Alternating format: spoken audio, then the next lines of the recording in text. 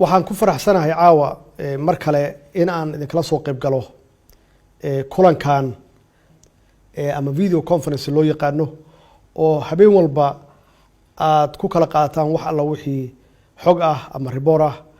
xaqiiqatan reportka caawa aad siiseen oo aan idinka dhageystay waxa weeye mid aad iyo aad dhaxalgal u ah oo faahfaahsan hadday noqoto dhanka wacyigelinta, hadday noqoto dhakhaatiirta hawsha ay hayaan, hadday noqoto culummada runtii hawsha ay ku dhex jiraan, iyo guud ahaanba guddigan ka hortagga cudurkan COVID-19 oo uu ra'iisul wasaaraha uu horseedka u yahay ama hoggaanka u yahay, iyo golaha wasiirada oo runtii qayb ka ah ay ugu horeyso wasaaradda caafimaadka.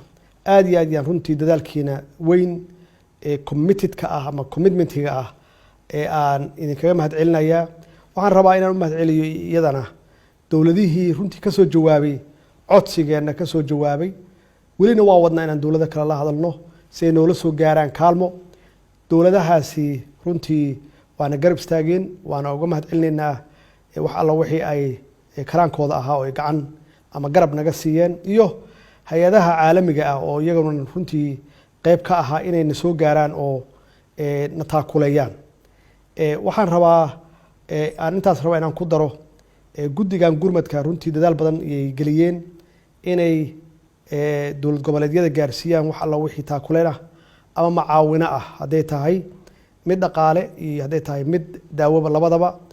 runtii aad iyo aad yaan ugu hambalyeynaya shaqada adag ka hortagga cudurkan ama inaan la dagaalano. bixintaas aad isiiseen oo runtii taabanaya inta qof oo la xaqiijiyey oo cudurka qaba, iyo inta qof oo ka kacday, iyo inta qof oo u dhimatay. allah u naxariisto intii u dhimatay, naxariistiisii iyo jannadiisa allah siiyo. inta u xanuunsanna ilaahay waxaan uga baryaynaa inuu si degdega uga kiciyo. waa isla garanay ka hortagga cudurkaani inay tahay wax ugu muhiimsan, ay ugu horeyso waxaa la yiraahdo luqadda qalaad lagu yiraahdo social distancing, in la kala fogaado, isla markaasna nadaafadda lagu dadaalo, gacmaha la iska dhaqo, sanka iyo afkana la iska xiro. runtii intaasoo idil waa ka hortag. ka dabatagiisu waa dhib badan yahay, runtii waa xanuun badan yahay. marka waxaan ku boorinayaa shacabkeenna meel kasta ay joogaan inay ka shaqeeyaan ama ay ku dadaalaan sidii ay uga hortagi lahaayeen cudurkan. bil ramadaana ayaan ku jirnaa.